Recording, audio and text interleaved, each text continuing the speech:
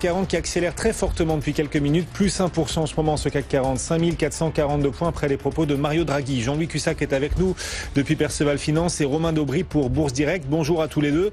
Et donc Romain, ce propos, ce discours de Mario Draghi qui dit qu'il reste encore des marges considérables pour agir. Les marchés du coup l'anticipent comme peut-être le signe que les taux vont baisser. En tout cas, les marchés anticipent désormais à 100% une baisse de taux de la BCE d'ici à la fin de l'année. À 100% donc, les marchés semblent sûrs d'une baisse des taux à venir de la BCE.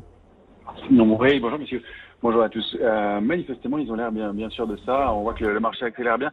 Alors, il y a évidemment le phénomène d'accélération lié à l'intervention de Mario Draghi à l'instant, mais on est dans une configuration assez caractéristique d'une importante échéance sur les marchés dérivés aussi. On a des phénomènes techniques qui se produisent et il y a des grosses positions ouvertes sur les options sur cette échéance semestrielle de juin. Et donc des couvertures et des positions qui sont équilibrées par des futurs et des positions d'options qui sont équilibrées par des futurs. Donc l'accélération, elle a lieu à cause de la nouvelle, de l'annonce, du discours, mais et des attentes, mais elle a lieu aussi parce qu'il y a des niveaux techniques qui sont franchis. On a passé 5387, c'était un niveau significatif. On avait un petit trading range, on n'arrivait pas à en sortir. Et puis en franchissant ce niveau-là, on a fait sauter tous les niveaux de-dessus, 5407,5. Voilà, là on s'attaque à une zone plus difficile, 5436, 5451. Ça va être un peu plus compliqué. Il va falloir un peu plus de relais pour passer au-delà de ce niveau. Mais on voit que c'est beaucoup lié à l'échéance des marchés dérivés qui aura lieu vendredi prochain.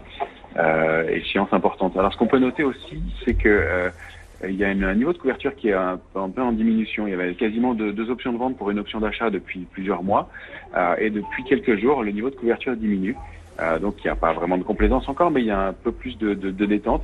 En revanche, on voit que le marché n'est pas complètement détendu, puisque l'or est en train d'attaquer un niveau de résistance important à 1344 $ l'once. Enfin, la résistance c'était 1342, il s'installe à 1344 pour l'instant. Voilà, donc prudence quand même. Il n'y a pas d'alerte majeure. Le biais reste haussier et on est sorti d'une figure graphique il y a déjà depuis vendredi soir, dont on vient de toucher la cible à l'instant. Donc 5442, c'est la cible exacte de la figure en question.